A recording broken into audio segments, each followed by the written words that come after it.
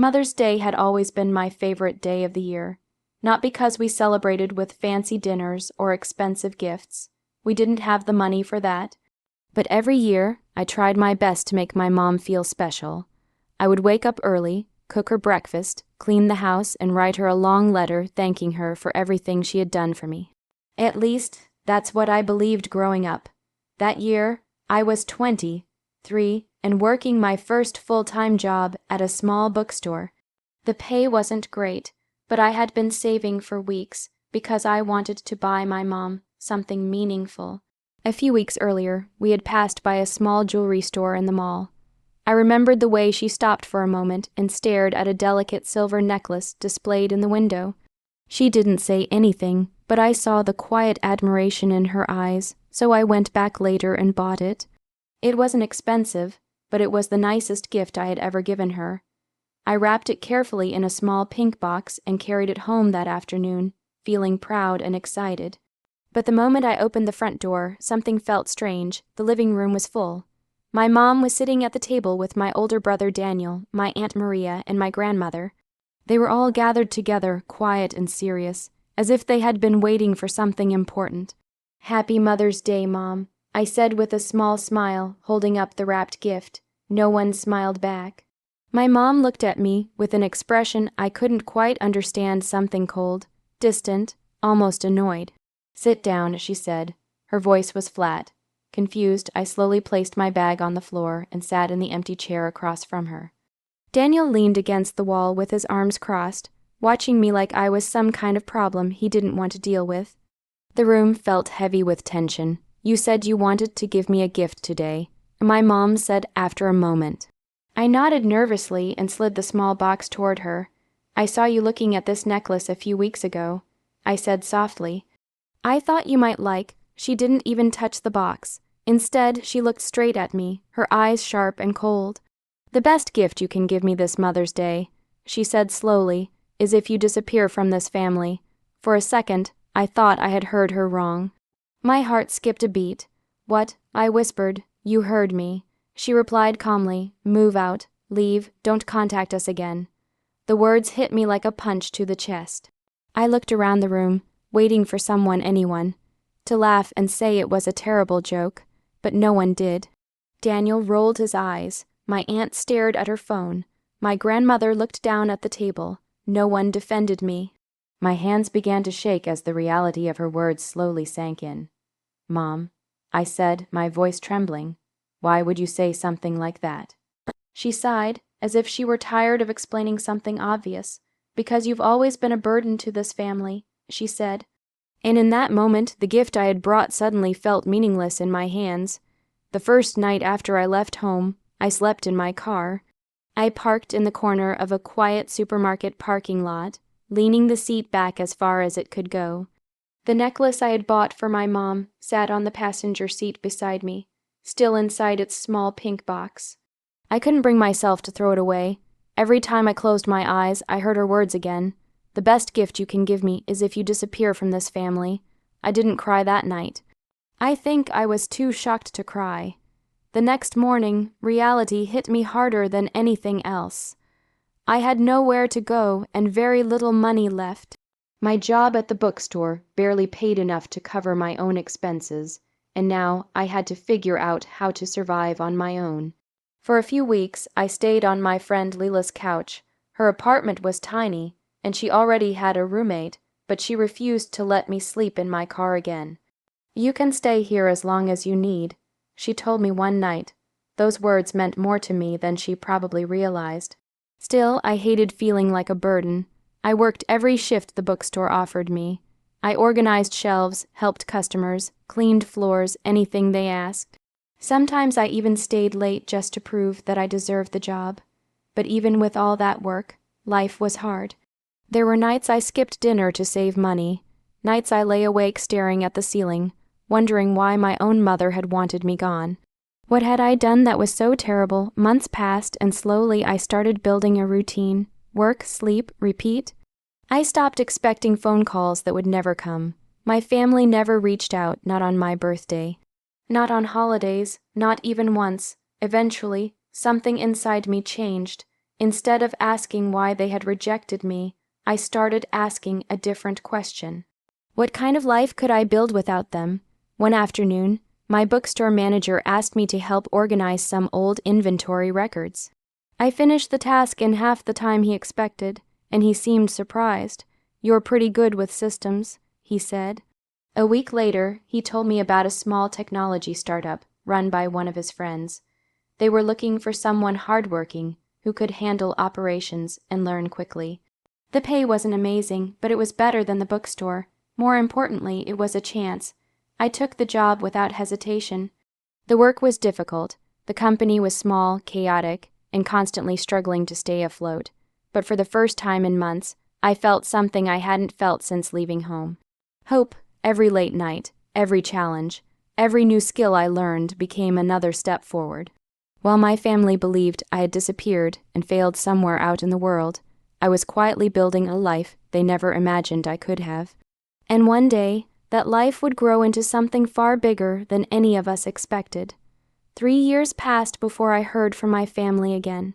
By then, my life looked completely different from the one I had when I walked out of that house with nothing but a small bag and a broken heart. The startup company I had joined was no longer a struggling little business. After years of long nights, failed projects, and relentless determination, it had grown into something successful. Investors had come in, new offices opened, and the small team I had started with became a large company.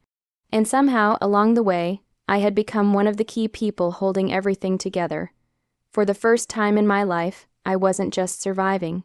I was thriving. I had my own apartment, a steady income, and something I had never truly felt before, confidence.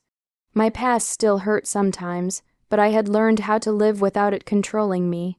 Then one quiet evening, everything changed. I had just finished dinner when my phone buzzed on the kitchen counter. At first, I ignored it, but when it buzzed again, I walked over and glanced at the screen. The name that appeared made my stomach twist instantly. Daniel, my older brother. For a moment, I just stared at the phone, frozen. 3 years, 3 entire years had passed without a single message, apology, or explanation from anyone in my family. No birthdays, no holidays, nothing, and now suddenly he was calling. Part of me wanted to ignore it, to let it ring until the screen went dark, but another part of me, the curious part, wanted to know why. After a deep breath, I picked up the phone. "Hello." There was a brief silence on the other end before his voice finally came through. "Hey, it's me." I almost laughed at the obviousness of that statement, but I stayed quiet instead. Daniel cleared his throat awkwardly. How have you been?" The question felt strange coming from him. "I've been fine," I replied calmly. "Why are you calling?" Another pause followed, longer this time. Finally, he spoke again, his voice less confident than I had ever heard before. "Mom's been asking about you." The words made something bitter rise inside my chest. She asked me to disappear. I reminded him. "I know," he said quickly, "but things are different now." Different. That word felt meaningless after everything that had happened. I leaned against the kitchen counter, staring out the window into the dark night. "What do you want, Daniel?" I asked. This time, the silence stretched for several seconds. When he finally spoke again, his voice sounded tired, almost desperate. "We need your help." The honesty of those words surprised me. Apparently, Daniel's business had failed badly. Debt had piled up. My mother's health had started declining, and the medical bills were becoming impossible to manage. And now, the family that once pushed me away had run out of options. So, Daniel said carefully, "We were hoping you might come visit and talk." I closed my eyes for a moment, remembering the last time I stood in that living room, holding a small pink gift box. Back then, I had been powerless, but things were different now. "All right," I said calmly, "we'll talk." When I walked into the cafe, I saw them immediately. They were sitting at a small table near the window. My mother and Daniel. For a moment, I almost didn't recognize them. 3 years had changed all of us. My mother looked older than I remembered. The confident, strict woman who once controlled the entire household now seemed smaller, tired, and fragile.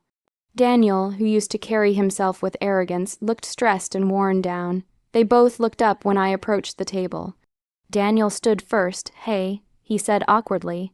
My mother slowly rose from her chair, staring at me as if she was seeing a ghost. "You look different," she said quietly. "I am," I replied.